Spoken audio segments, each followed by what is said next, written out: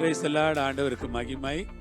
இந்த காலையில உங்களை சந்திக்கிறது ரொம்ப சந்தோஷம். உங்களை வாழ்த்தி ஆசீர்வதிக்கிறேன்.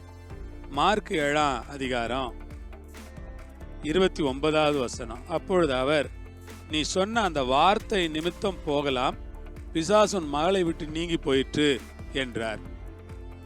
ஆண்டவருடைய பரிசுத்த நாமத்திற்கு துதியும் கனமும் மகிமையும் சோத்திரங்களும் உண்டாவதாக. என்னை கேட்கிற அன்பு சகோதர சகோதரிகளே, இந்த வசனம் எவ்வளவு அழகா இருக்கு பாருங்க.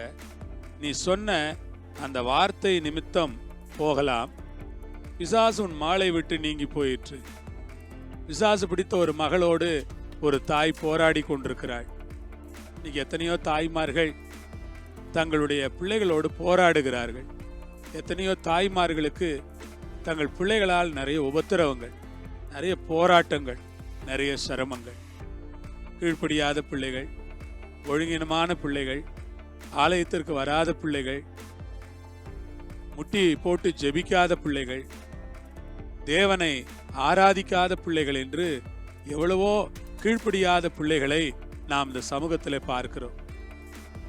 குறிப்பாக கிறிஸ்தவ குடும்பங்களிலே, ரட்சிக்கப்பட்ட குடும்பங்களிலே கீழ்ப்படியாத பிள்ளைகள் நிறைய பேர் இருக்கிறார்கள். இந்த கீழ்ப்படியாத பிள்ளைகளை பார்க்கும்போது ஒருவேளை அவர்கள் அது ஜென்ம சுபாவமா அல்லது பிசாசனுடைய கிரியையா என்று நாம் ஆச்சரியப்படும் அளவிற்கு காணப்படுகிறது. சொல்லுகிறார், நீ சொன்ன இந்த வார்த்தையின்படி வார்த்தை நிமித்தம் போகலாம். அதாவது ஒரு கானானிய ஸ்திரீ வர்றா, அவ மாளுக்கு பிசாசு பிடிச்சிருக்கு. ஆண்டவர் தான் மாளை சுகமாக்கணும்னு கேட்குறா. இப்போ ஆண்டவர் சொல்றாரு, பிள்ளைகளின் அப்பத்தை எடுத்து நாய்க்குட்டிகளுக்கு போடுகிறது நல்லதல்ல அப்படின்னார். சொன்னா, மெய்தான் ஆண்டவரே, அப்படி போடக்கூடாதுதான். இருந்தாலும் நாய்க்குட்டிகள் தங்கள் எஜமானருடைய மேசையிலிருந்து விழும் துணிக்கைகளை சாப்பிடுமே என்று அவள் சொன்னார். அப்பொழுது ஆண்டவர் ஆச்சரியப்பட்டு பிள்ளைகளின் அப்பத்தை எடுத்து கொடுக்கிறதை நாம் வேதத்திலே படிக்கிறோம். பிரியமான சகோதர சகோதரிகளே, ஆண்டவர் எவ்வளவு நல்லவரா இருக்கிறார் பாருங்க, எவ்வளவு வல்லவரா இருக்கிறார் பாருங்க, எவ்வளவு பெரியவரா இருக்கிறார் பாருங்க. ஆண்டவர் இன்னைக்கும் ஜீவிக்கிறாரு. ஆண்டவர் இன்னைக்கும் கிரியை செய்கிறாரு. ஆண்டவருடைய வல்லமை இன்னைக்கும் வெளிப்பட்டு கொண்டிருக்கிறது. அதற்காக ஸ்தோத்திரம். ஆண்டவர் உங்களுடைய வீடுகளில் கீழ்ப்படியாமல் முரட்டாட்டமா இருக்கிற பிள்ளைகளை ரட்சிப்பார்.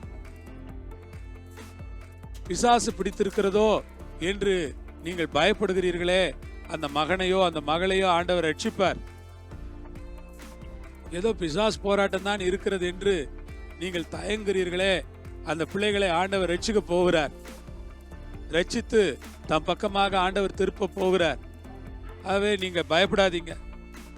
கர்த்தர் சொல்றாரு, நீங்க விசுவாச வார்த்தை பேசிக்கிட்டு இருக்கீங்க. இந்த விசுவாச வார்த்தை நிமித்தம் ஆண்டவர் சுகமாக்க போறாரு, அற்புதங்களை செய்ய போறாரு, சுகத்தை கட்டளையிட போறாரு, ஆரோக்கியத்தை கட்டளையிட போறாரு. இயேசு நாமத்துல ஒரு சுகம், ஆரோக்கியம் உண்டாக போறது. அதற்காக ஆண்டவருக்கு ஸ்தோத்திரம். இந்த நேரம் ஜெபம் பண்ணலாமா? ஆண்டவரே, இந்த வேளையில நாங்க ஜெபிக்கிறோம். கீழ்ப்படியாமையில் இருக்கிற பிள்ளைகளுக்காக, முரட்டாட்டத்தில் இருக்கிற பிள்ளைகளுக்காக ஜெபிக்கிறோம். ஆண்டவர், எல்லா பொல்லாத ஆவிகளின் வல்லமைகளிலிருந்தும் பொல்லாத ஆவிகளின் போராட்டங்களிலிருந்தும் உம்முடைய பிள்ளைகளை நீர் விடுதலையாக்கி ஒரு சாட்சியாய் நீர் நிறுத்தும்படி நாங்கள் கேட்கிறோம். உம்முடைய நாமம் மகிமைப்படட்டும் என்று ஜெபிக்கிறோம். இயேசுவின் நாமத்தில் பிதாவே, ஆமென்.